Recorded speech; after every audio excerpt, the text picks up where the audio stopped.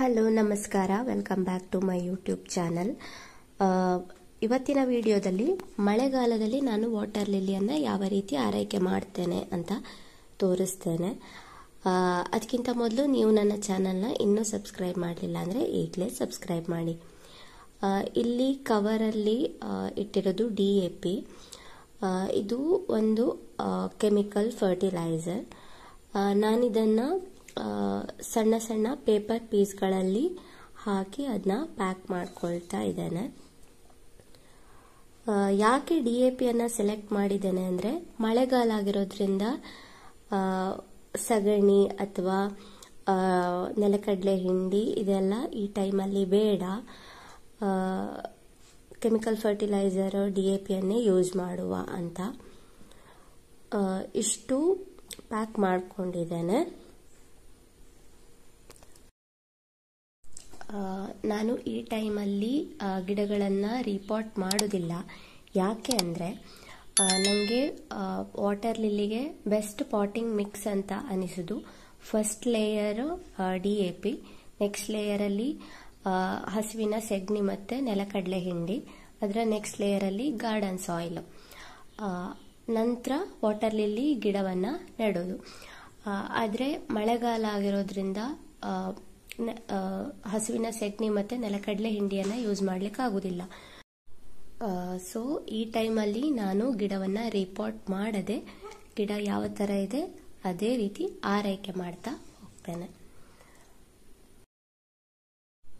ಈಗ ನಾವು already pack ಮಾಡಿಟ್ಟಂತಹ DAPಯ pouch ಇದೆ ಅಲ್ವಾ, ಅದನ್ನು ಮಣ್ಣಿನ ಎಡೆಯಲ್ಲಿ ಇಡ್ತಾ ಇದ್ದೇನೆ. ಯಾವಾಗಲೂ DAP ಪೌಚನ್ನು ಇಡಬೇಕಿದ್ರೆ ಗಿಡದಿಂದ ಸ್ವಲ್ಪ ದೂರದಲ್ಲಿ ಇಡಬೇಕು, ಹಾಗೆ ಮಣ್ಣಿನ ಅಡಿಯಲ್ಲಿ ಇಡಬೇಕು. ಈಗ ಜಸ್ಟ್ ಒಮ್ಮೆ ಮಣ್ಣು ಚೇಂಜ್ ಮಾಡಿ ರೀಪಾಟ್ ಮಾಡ್ತೇನೆ ಅಂತ ಕೆಲವೊಬ್ರು ಅನ್ಕೊಳ್ಬಹುದು. ಆದರೆ ಅದು ನನಗೆ ಅಷ್ಟು ಅಂತ ಕಂಫರ್ಟೇಬಲ್ ಆಗೋದಿಲ್ಲ. ಯಾಕೆ ಅಂದರೆ, ನಾವು ಯಾವಾಗ ರೀಪಾಟ್ ಮಾಡ್ತೇವೆ ಆ ಟೈಮಲ್ಲಿ ಗಿಡಕ್ಕೆ ಬೇಕಾದಂತಹ ನೆಲಕಡಲೆ ಹಿಂಡಿ, ಹಸುವಿನ ಸೆಗಣಿ, DAP ಎಲ್ಲ ಪ್ರೊವೈಡ್ ಮಾಡಬೇಕು. ಒಂದ್ಸಲ ಜಸ್ಟ್ ಮಣ್ಣು ಚೇಂಜ್ ಮಾಡಿ ರೀಪಾಟ್ ಮಾಡಿ ಅದಾದ ನಂತರ ಮತ್ತೆ 1-2 ತಿಂಗಳು ಕಳೆದು ಹಸುವಿನ ಸೆಗಣಿ ಎಲ್ಲ ಪ್ರೊವೈಡ್ ಮಾಡ್ತೇನೆ ಅಂದರೆ ಅದು ಸ್ವಲ್ಪ ಕಷ್ಟ. ಯಾಕಂದರೆ ಮಣ್ಣಿನ ಅಡಿಯಲ್ಲಿ ಇಡಬೇಕಲ್ವಾ. ಸೊ ಅದೊಂದು ಸ್ವಲ್ಪ ಕಷ್ಟ. ಅದು ನಮಗೆ ಕೂಡ ಕಷ್ಟ ಆಗ್ಬೋದು ಅಥವಾ ಗಿಡಕ್ಕೆ ಕೂಡ ಕಷ್ಟ ಆಗ್ಬೋದು ಅದನ್ನು ತಗೊಳ್ಳಿಕ್ಕೆ. ಆದ್ದರಿಂದ ನಾನೀಗ ಜಸ್ಟ್ DAP ಕೊಡ್ತಾ ಇದ್ದೇನೆ. ನೆಕ್ಸ್ಟ್ 1-2 ತಿಂಗಳು ಕಳೆದ ನಂತರ ಬೇಕಿದ್ರೆ ರೀಪಾಟ್ ಮಾಡ್ತೇನೆ. ಹಾಳಾಗಿರುವ ಎಲೆಗಳನ್ನೆಲ್ಲ ಆದಷ್ಟು ನೋಡಿ ತೆಗಿತೇನೆ. ಹಾಗೆ ಎಲೆ ಇಲ್ಲದೆ ಕೆಲವೊಂದು ಬರೀ ಕಡ್ಡಿನೇ ಇದೆ, ಅದನ್ನೆಲ್ಲ ತೆಗಿತೇನೆ. ಯಾಕಂದರೆ ಗಿಡ ಆ ಎಲೆಗಳನ್ನು ಉಳಿಸಲಿಕ್ಕೆ ಅದರ ಎನರ್ಜಿ ಫುಲ್ಲು ಹಾಕ್ತಾ ಇರ್ತದೆ.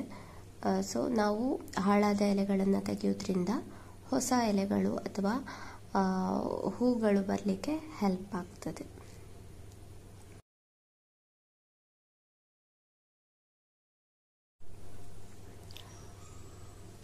ಈಗ DAP ಪೌಚನ್ನು ಮಣ್ಣಿನ ಎಡೆಯಲ್ಲಿ ಇಡ್ತಾ ಇದ್ದೇನೆ.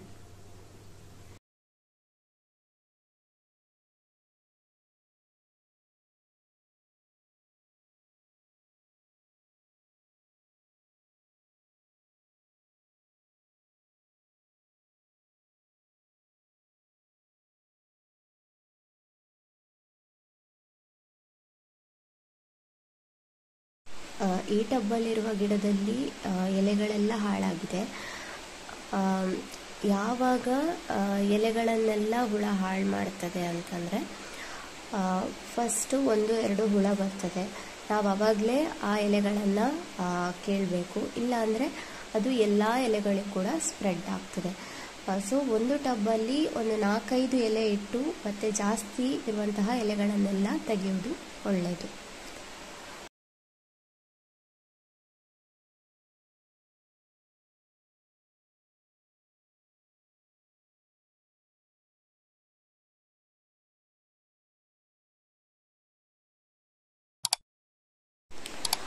ಈಗ ಫರ್ಟಿಲೈಸರ್ ಕೊಟ್ಟು 1 ವಾರ ಕಳೆದಿದೆ.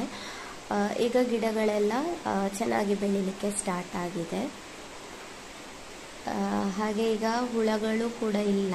ಹಾಗೆ ಎಲ್ಲಿಯಾದರೂ ಕಂಡ್ರೆ ನಾನು ಅವಾಗಲೇ ಆ ಎಲೆಯನ್ನು ಕಟ್ ಮಾಡಿ ತೆಗಿತೇನೆ. ಈ ಟಬ್ಬಲ್ಲಿ ಹುಳ ಬರಲಿಕ್ಕೆ ಸ್ಟಾರ್ಟ್ ಆಗಿದೆ. ಎಲೆಗಳು ತುಂಬ ಇದೆ. ಆದ್ದರಿಂದ ನಾನು ಹುಳ ಇರುವಂತಹ ಎಲೆ ಹಾಗೆ ಹಳತ್ತಾದ ಎಲೆಗಳನ್ನೆಲ್ಲ ಕಟ್ ಮಾಡಿ ತೆಗಿತಾ ಇದ್ದೇನೆ. ಮಳೆಗಾಲದಲ್ಲಿ ನಮಗೆ ಮೇಯ್ನ್ ಆಗಿ ಬೇಕಾಗುವಂತಹ ಒಂದು ಆರೈಕೆ ಅಂದರೆ ಎಲೆಗಳನ್ನು ಆದಷ್ಟು ನೋಡಿಕೊಳ್ಳೋದು. ಹುಳ ಇದೆ ಅಂತಾದ ತಕ್ಷಣ ಎಲೆಗಳನ್ನು ಕಟ್ ಮಾಡಿ ತೆಗಿಬೇಕು.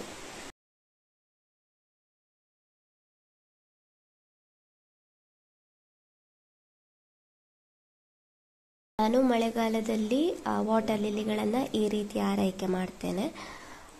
ನಿಮಗೆ ಇದರ ಬಗ್ಗೆ ಇನ್ನೂ ಹೆಚ್ಚಿನ ಇನ್ಫಾರ್ಮೇಷನ್ ಇದ್ದರೆ ಕಮೆಂಟ್ ಸೆಕ್ಷನಲ್ಲಿ ಕಮೆಂಟ್ ಮಾಡಿ.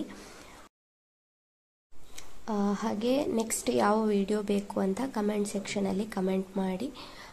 ಈ ವಿಡಿಯೋ ಇಷ್ಟ ಆಗಿದ್ರೆ ಲೈಕ್, ಶೇರ್, ಸಬ್ಸ್ಕ್ರೈಬ್ ಮಾಡಿ. ಆ್ಯಂಡ್ ನೀವು ನನ್ನ ಚಾನಲ್ನ ಇನ್ನೂ ಸಬ್ಸ್ಕ್ರೈಬ್ ಮಾಡಲಿಲ್ಲ ಅಂದರೆ ಈಗಲೇ ಸಬ್ಸ್ಕ್ರೈಬ್ ಮಾಡಿ. ಬಾಯ್ ಬಾಯ್.